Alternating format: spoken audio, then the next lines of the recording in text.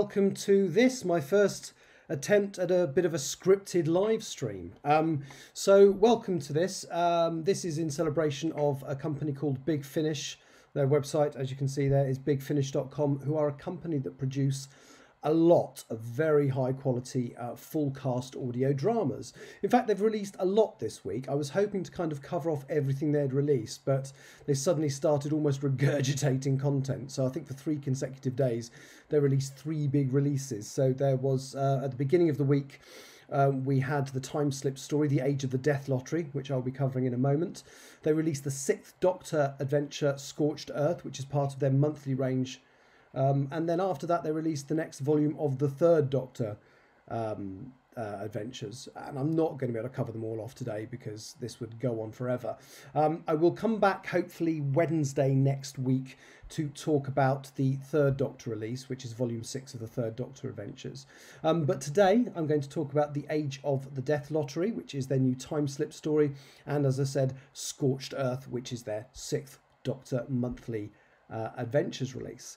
So firstly, going to briefly talk to you about Timeslip. Timeslip is a 1970-71 television series. It's about 2 children, Liz and Simon, who find a way into the past.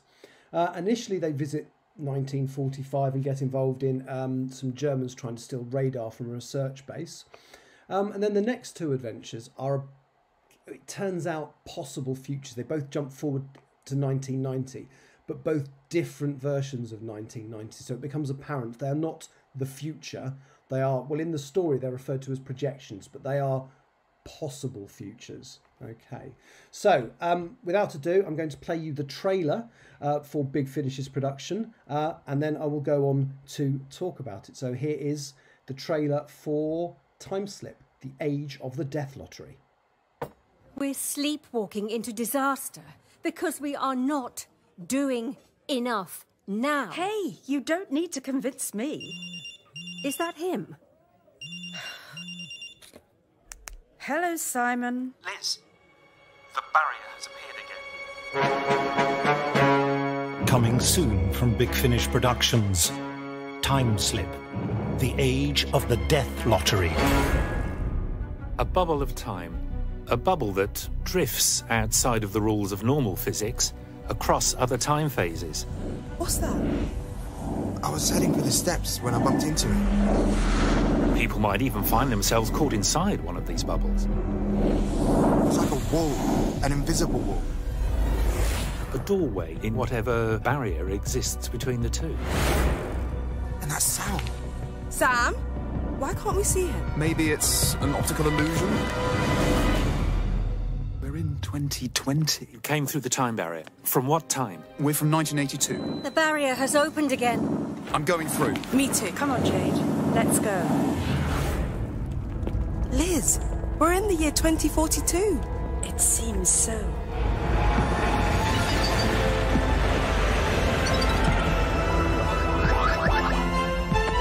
Hey, I haven't done anything! Run, Neil! What are those? Stun buttons. For the last time, state your numbers. Everyone has numbers. We don't. If I find that hard to believe. It's the death lottery. If your number's drawn, you die. And now, to present this exceptional 166th Death Lottery, your Minister of Enforcement. It can't be. What is it? I'd like to know why it's reappeared now. The barrier being in another time phase. After so many years. We know almost nothing about it. And at times it seemed the rules for how it affected us in these other times were changeable. Oh, oh my head! Oh no! Ah, Liz! No, wait. Where are you taking me? Say something! Ah! I just want to get back to 1982, where there aren't thugs in uniforms with electric truncheons.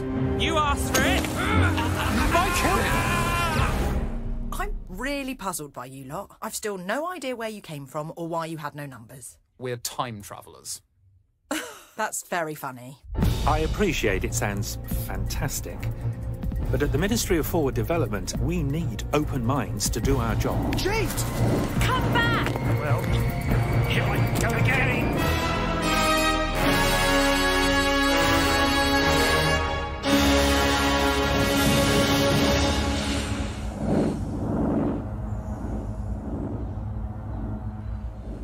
Big Finish. We love stories.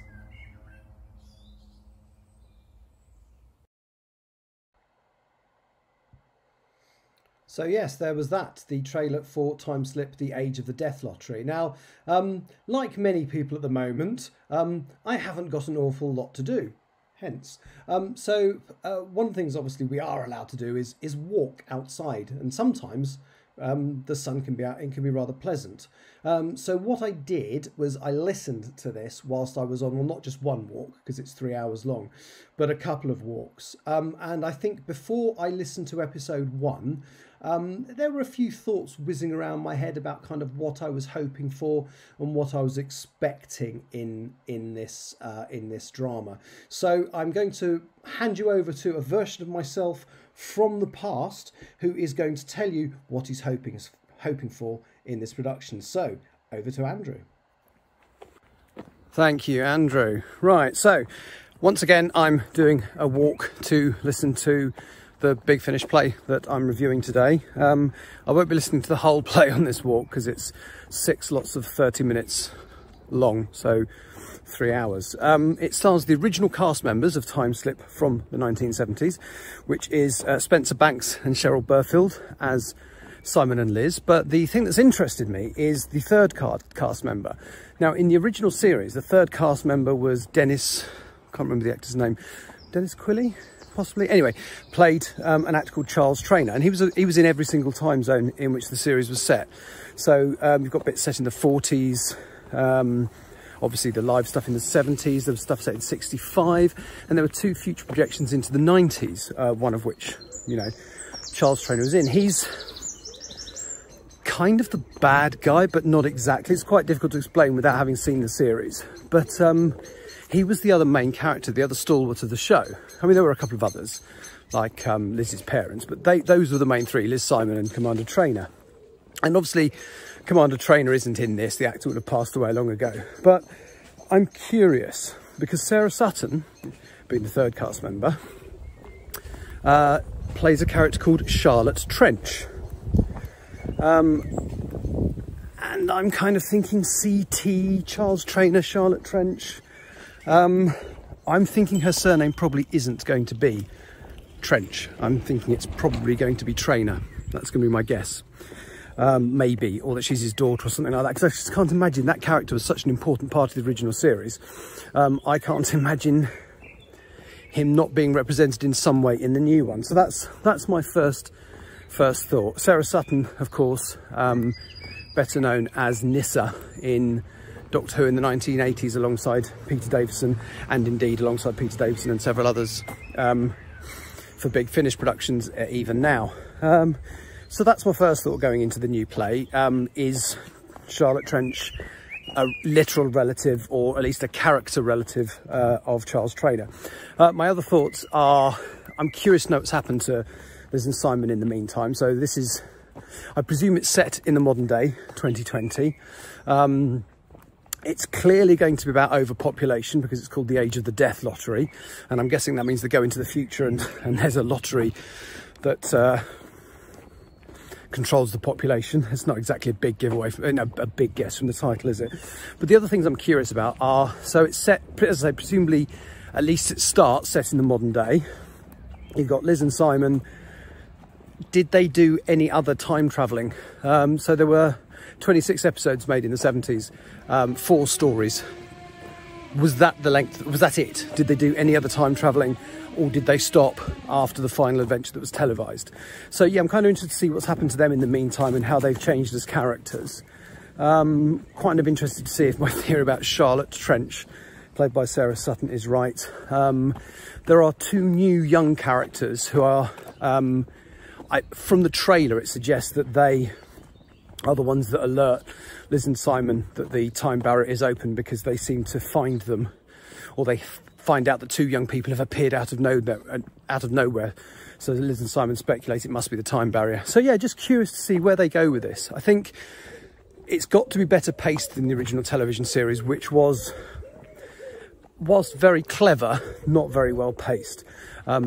Big Finish has some much better writers. This is actually written by Andrew Smith, who started his career writing for Doctor Who very, very young in the 1980s with a story called Full Circle, which is really good.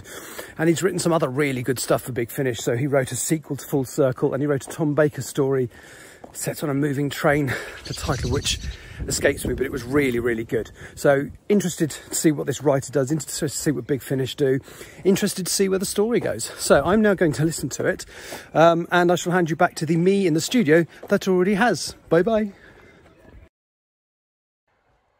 Well, thank you, past me. So the first thing I'm going to say is the chat room is open. I'm not sure if I've got it configured correctly. I spent hours messing around last night, but I think anything you say will come up on the screen. If it doesn't, I can see it. I'm not going to address any of the chat comments until I've finished the actual review. So here goes. Here are my thoughts on Timeslip, The Age of the Death Lottery. So initially, the story is set in our modern day, 2020. Well, not exactly our modern day, because they're allowed to leave their homes. But Cheryl Burfield and Spencer Banks reprised the roles that they initially played in 1970 as Simon Randall and Liz Skinner. One of the things I wanted to know before I listened was what had happened to them in the intervening years. If I'm honest, in this release, there's not an awful amount of information about that. It seems that Simon got married to someone, not Liz, but it didn't last. And Liz and Simon are no longer close friends, although there doesn't seem to be any downright animosity. Simon's decision to go and work for the Ministry of Forward Development, who were effectively the bad guys in the television series, clearly has created a schism between them. We're not totally sure how long this has been going on for, but they do have each other's mobile phone numbers stored in their phones, so I'm guessing not forever. To me, it actually makes sense that Simon would go and work for the Ministry. It would be a surefire way of making sure that the events that were foreshadowed in the original series stories, The Time of the Icebox and The Year of the Burnout, could be prevented. And as the world, from memory, did not suffer a heat apocalypse in 1990, I think we can be fairly sure that he succeeded. Of course, that's only if this present isn't just a future projection, but we'll come on to that. So we're quickly introduced to two new characters, which are Neil Riley and Jade Okafor. In the opening scenes, we discovered that they're teens from the year 1982 who have discovered a time barrier that took them back to 1940, well, the 1940s. There was actually three of them. There was a guy called Sam Bembe went with them, who immediately before they found the time barrier had just finished what can only be described as a rather disastrous date with Jade. Neil and Jade make it back to the time barrier, leaving Sam in 1948, but rather than returning home, they find themselves in 2020. A dog warder reports to the police that he sees two young people appearing out of nowhere on their hands and knees, which of course alerts Simon to the fact that the time barrier could be back, so he immediately contacts Liz and asks her to meet him where, this report has happened. Liz now seems to be a university lecturer, and she has a friend called Charlotte Trent. In the walking video I just showed you of me sort of thinking about it, I said Charlotte Trench. I got that wrong. It's Charlotte Trent. And Charlotte is played by Doctor Who's Sarah Sutton, who played the companion Nyssa from 1980 to 1982. Charlotte is a population specialist, but is rather narked that she wasn't invited to a recent conference on overpopulation. So when Simon telephones Liz about this time barrier, Liz sort of mentions to Charlotte that Simon works for the Ministry of Forward Development. So Charlotte sees this as an opportunity to talk to the minister. So whilst Liz and Simon are running off to locate Jade and Neil, Charlotte is talking her way into a job at the ministry. Inevitably, all of these characters, so Liz, Simon, Neil, Jade and Charlotte, end up going through the time barrier, and they end up in the year 2042, where by a staggering coincidence, the overpopulation that they were talking about in the modern day has happened. And the solution the world found, the only one that seems to actually work, is having a random death lottery. Everyone in 2042 across the world has to wear a bracelet with unique numbers on it. Once a month there is a lottery where between 3,000 and 5,000 people just in the UK are selected allegedly at random, although this death lottery is happening across the whole world. If you are selected, you'll be pampered for a week and then executed chemically. There are various schemes in place to make sure that you don't abscond, so it's effectively impossible to live without the bracelet because it's used for everything. It's ID, it's a way of paying for yourself, it's a way of gaining access to parks. So you can't live without it. And the big reveal at the end of the episode 2, and episode 2 is largely creating this world and explaining the death lottery and how it works. But the big reveal at the end of the episode is that the mastermind behind this death lottery for the entire planet was none other than Liz's friend Charlotte Trent. There are so many things I adore about this play. Firstly, the writing's great. Andrew Smith started his career as the youngest scriptwriter for Doctor Who in 1980 and has since had a successful career in the police force and is now writing again. He's written some of my favourite Doctor Who plays for Big Finish. His recent sequel to the 1983 Dalek story, Return to Skaro, was first class. So I was pleased to read ahead of the time that he was writing this. Cliffhangers normally fall into two categories. Either the main characters are placed in jeopardy or there's a big reveal or twist. Both iterations are used here really well. In fact, the climax to episode 5 is both. It's putting the characters in jeopardy and a big twist, because you saw it coming, but what happens isn't what you saw coming. It's really, really good. It's one of my favourite cliffhangers in one of these plays. There's a couple of coincidences during the story that are a little bit unbelievable. So it's a fact that all of the characters who come through the time barrier at different times all seem to be found by the resistance against the death lottery, which is a bit implausible, but I suppose even if they hadn't initially been found by the resistance, maybe the resistance would have found them. So it kind of cut down some unnecessary storytelling and kept the pace going nicely, and it really is a minor quibble. The acting's really good. Banks and Burfield slide effortlessly back into their roles, but the person who stands out here is Sarah Sutton. Obviously, she gets to play two versions of herself, one from 2020 and one from 2042.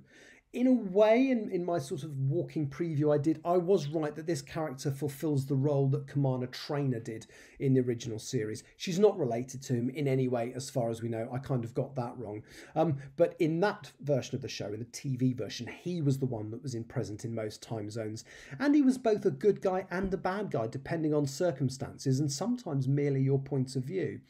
Charlotte Trent is more in the Age of the Death Lottery. So she's that and more in this story. When they're building up to reveal who the person in charge of the lottery is, it's obvious from the way they're doing it that it's going to be somebody we've met before. And if I'm honest, I was worried that it was going to be Simon, and then kind of glad when it wasn't. Charlotte Trent is fascinating. Sometimes she's unexpectedly forgiving. For example, when she shows Liz... when she allows Liz to escape termination on the condition that she exits 2042 through the time barrier to go back to her own time. And again, in the final episode, she tells Liz she's going to let Simon live on the condition they both go back to 2020. And yet, on other occasions, she shows her malicious side. So she tries to fast-track the execution of Jade and Daniel, even though she knows they're also time travellers. But there are nuances to both versions of the character. It isn't as simple as the modern version is nice and the future version is nasty. Charlotte is manipulative even in 2020. In episode 1, she's happy to let Simon and Liz run off to investigate this possible new time barrier so she can go and have a word with the Minister for Forward Development in order to bag herself a job. Modern Charlotte also tells Liz that Neil is waiting for Simon on the other side of the time barrier in episode 4, which the audience know to be a lie. Another intriguing aside about Charlotte is the fact that she can sense what is happening to Liz even when Liz is in a different time zone, which was something her mother, Liz's mother, did in the original series. Charlotte Trent as a character is intriguing and believable, and hats off to Sarah Sutton, who does a magnificent job of portraying her. We're so used to hearing her as Nyssa, who's basically a nice character. Maybe has a bit of an edge on some Doctor Who companions because she can talk to the Doctor on more equal terms because of her scientific knowledge. But this script really gives Sarah a chance to show what she's capable of, and she grabs that opportunity and really goes for it, and her performance is nothing short of superb. The moment in episode 5 when Jade and Maxine are invited to attend the death lottery at her side is wonderfully done and very menacing. You know it's a setup. I love Nyssa, but it's fantastic to see Sarah Sutton clearly having so much fun playing the bad guy. The other cast are really good as well. I initially struggled to recognise Spencer Banks as Simon, not in a bad way, it's just that his voice is very different now, obviously. And also the character's a lot less childish and stroppy than he was in 1970 in the TV version. That is, of course, until there's a moment in episode 3 where he gets angry and refuses to give his lottery numbers, little knowing that that elicits the death penalty. But his pomposity was exactly the same as in the 1970s series, and I remember just smiling when I listened to it and thinking, oh, yep, my old friend is back. Now, being an overthinker, I was intrigued by the format of the death lottery number. It's 2 letters followed by 6 digits. And I did some maths, because I'm sad, and that means there can only be, in this world, 676 million unique lottery numbers, which is just over 2/3 of a billion.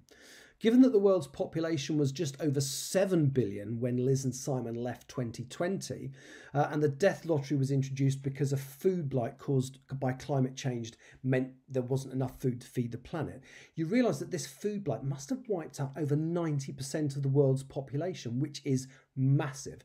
The death lottery was then introduced to reduce the numbers further to a manageable point, although there's a very interesting scene where Liz asks Charlotte if the lotteries will stop when the population is reduced enough. Charlotte dodges the answer, and you realise that this point has already been reached, and they are still killing people, but because it's politically convenient to do so. There is also some nice echoing of plot strands from the original series. In that show, there was a hint, particularly as the show went on, that Liz was starting to quite like Simon, if you know what I mean. With the new characters, there is a direct discussion of the fact that Neil likes Jade. The fact is, we know that Jade has just been on an unsuccessful date immediately prior to their adventure starting with a guy called Sam, who initially travelled with them but got stranded in 1948. I'm sure we'll see more of that dangling plot thread in the next story that comes out next month. Also, the time travelling follows a similar pattern as in the original series. Neil and Jade initially travel back into the past before being thrown immediately into the future without returning home. The same happens to Liz and Simon at the start of The Time of the Icebox, the second original TV story. What is interesting is that the Icebox future turned out to be a projection of a possible future. So is the present we now have with Liz and Simon similarly pliable?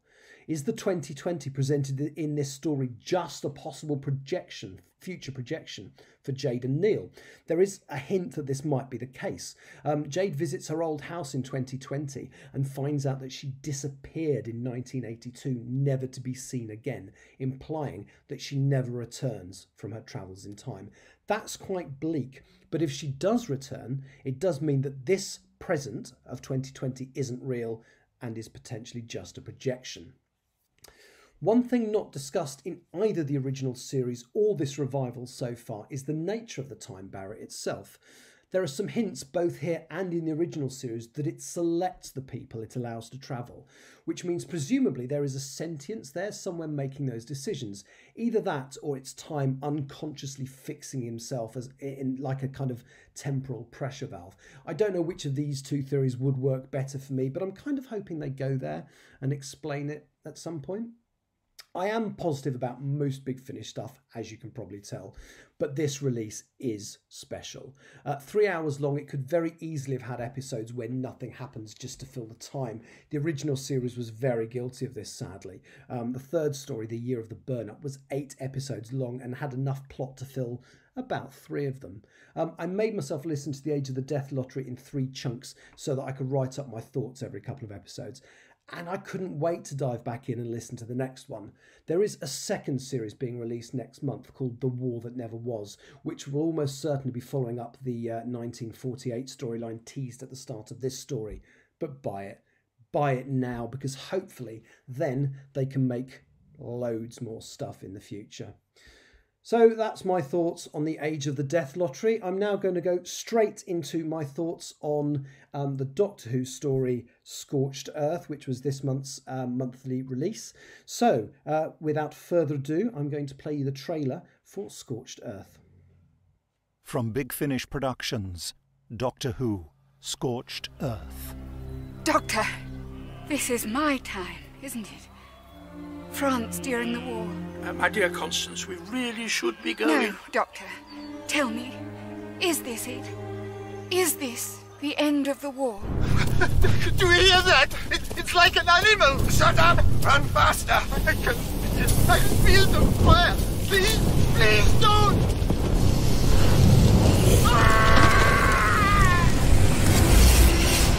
Who are you, girl?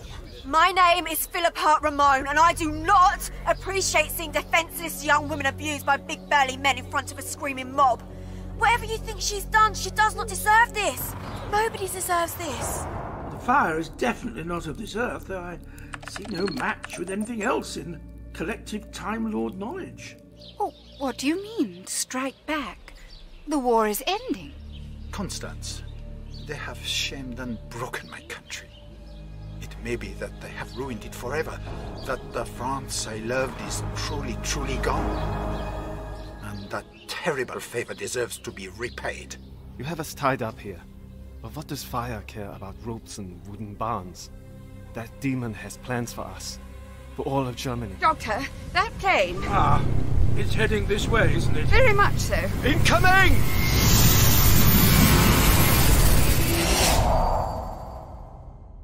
Big Finish. We love stories.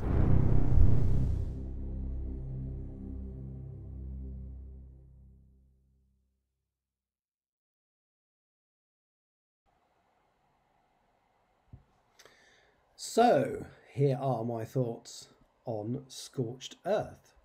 So Scorched Earth is a 4-part Doctor Who story starring Colin Baker as the 6th Doctor. Remember, in the old days, the episodes were 25 minutes to half hour long, so it's a roughly 2-hour play. His companions are 2 that have been created by Big Finish specifically for these plays. So in case you don't know who they are, I will quickly go through a little bit of background for you. So firstly, you've got Mrs. Constance Clark, who is a Wren from Bletchley Park in 1944. She joins the Doctor after they're met towards the end of the Second World War. During their travels, they also pick up another companion, Philippa Jackson, also known as Flip. Flip actually has also previously travelled with the Doctor, so she already knew him when they met up again. They were both interesting companions in their own right, but putting them together was a stroke of absolute genius. Because they're like chalk and cheese. Flip is from the 2010s and a very informal, kind of girl, whereas Constance insists that even the Doctor calls her Mrs. Clark. She lets Philippa call her Constance or Connie, but to the Doctor she is Mrs. Clark. If that makes the character sound standoffish, she absolutely isn't. She actually gets on with Flip extremely well. She's just a character from an earlier time period and has different expectations of formality. This was always going to be an interesting story for Mrs. Clark. The TARDIS lands in a small village close to Rouen in France in 1944, literally just after that area has been liberated from the Nazis. The war isn't over, but this part of France is finally free. The Doctor is almost reticent to allow Constance to see something that's so soon in her own personal future and suggests that they leave. He's kind of told her that the Germans don't win the war, but has deliberately kept how and what happens woolly, because I suppose he doesn't want to create a paradox if he puts her back into her own time zone and then she has to do something that directly leads to that outcome. He doesn't want to be there, but the girls are having none of it and head to a nearby village to join in what looks like celebrations. Almost immediately, they run into a vigilante mob that are cutting off the hair of a girl who's accused of collaborating with the Germans. This creates a really, really good scene where Flip wants to help the girl and Constance just thinks as a collaborator she had it coming. We've never really had tension before between these two, and the actors play it brilliantly. And the Doctor's kind of stuck in the middle, probably in his head agreeing with Philippa, but also knowing if they interfere in the situation, it will put them into danger. This situation and the consequence of it are the main events in the opening episode. You get to know the leader of the mob, Lucien, as well as Clementine, the collaborator. There are some British troops in the town also who have caught a pair of Germans that were in a nearby forest fire in which the forest was literally burnt to a cinder overnight. And these prisoners keep talking about a fire monster.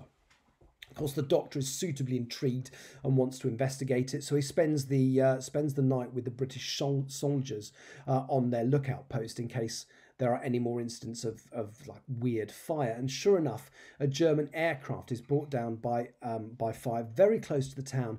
However, the flames are not behaving as normal fire does. They're behaving in a sentient, targeted way.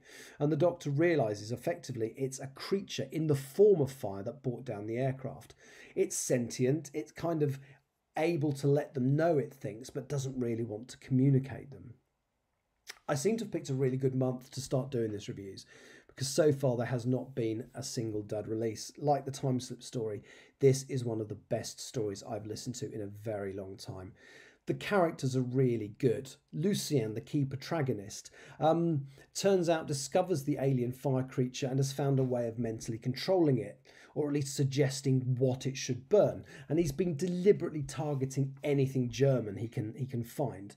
Lucien is a proud man who was part of the French resistance throughout the war, and throughout that time he basically felt he did little more than irritate the Germans. And even though the war is over, he still wants to get them back. Wants to get back at them, and will do anything he can do to use this fire creature to hurt them. His motivations are very believable. His speech about why he's doing the things he does is very spot on. He's unhappy that Clementine appears to have got away with collaborating, even though they cut off all her hair. So eventually in episode 2, he directs the fire creature to burn down her house with her trapped inside it. Unfortunately, Philip is in there as well, and Constance witnesses him directing the creature. I don't want to give away too many spoilers, but this was another story I was happy to listen to in one sitting. I had a couple of minor niggles. Episode 3 ended with the Doctor appearing to have sent the fire to Berlin, where it can kill everybody, basically, as a way just of saving him and his companions. And Constance isn't very happy about this. She's like, you know, we may be alive, what about the millions of people in Berlin? And she's berating him about what he's done. And it's obvious to anyone that he's not going to allow that to happen. But she won't let him get a word in edgeways, and she interrupts him every time he tries to explain himself. And it's just a weak cliffhanger. I also didn't buy Lucien handing himself in for arrest at the end of the story. Someone as dedicated and committed to a cause like he was, I think, would take longer than a day of liberation to understand the inappropriateness of what he's been doing in the context of their new situation. I think he should have run away. Another thing, I kind of expected Clementine to die at some point. I was really pleased that I was wrong. The acting is strong, with most of the male support cast playing at least 2 characters, usually a German and then one other character, but it was nothing you'd notice. It was nothing where you go, oh, wasn't Fritz also Stan? The script is sharp. Chris Chapman, the writer, has written for the 6th Doctor on several occasions before, and he's written for this particular TARDIS trio before as well. And the sound design is pretty darn good. The fire creature comes across as extremely menacing and nasty. This is the middle story of a trilogy for this crew. Big Finish currently releases 4 trilogies in a year under the banner of their main range. So we'll actually get to see the 6th Doctor, Flip and Mrs. Clark again next month in the Lovecraft Invasion. Big Finish do have a really good track record at creating companions for the series. They've created, I'm not going to list all of the ones they've created, but the standouts are Charlotte Pollard and Lucy Miller for the 8th Doctor, absolutely amazing. The 6th Doctor actually had the very first new companion in Evelyn Smythe, an older lady, which in the days before Graham O'Brien in the new TV series was a bit of a revelation. The 7th Doctor and Ace have Hex, and even the 5th Doctor was once joined by an Egyptian queen called Erimem. Some people are put off when the releases feature a companion that didn't appear on the TV series, but people who think that need to get over it. These characters are just as good as any of the ones on the television show. So all in all, I adore and thoroughly recommend Scorched Earth. this month's monthly range release. You can buy it separately as a CD or download, or indeed subscribe for 6 or 12 months. Again, you can get either a CD or a download subscription. So I hope that was of use to some people. I will be back hopefully on Wednesday the 20th at 7 PM GMT, which is 8 PM UK time, where I will be covering the Third Doctor Adventures Volume 6, which is 2 stories called Plague of the Daleks and Operation Hellfire. This particular stream is available for the next 2 weeks on Twitch and permanently on my YouTube channel. Oh, I wasn't thinking about that. So let me just call up the details of my YouTube channel so you can see them on there.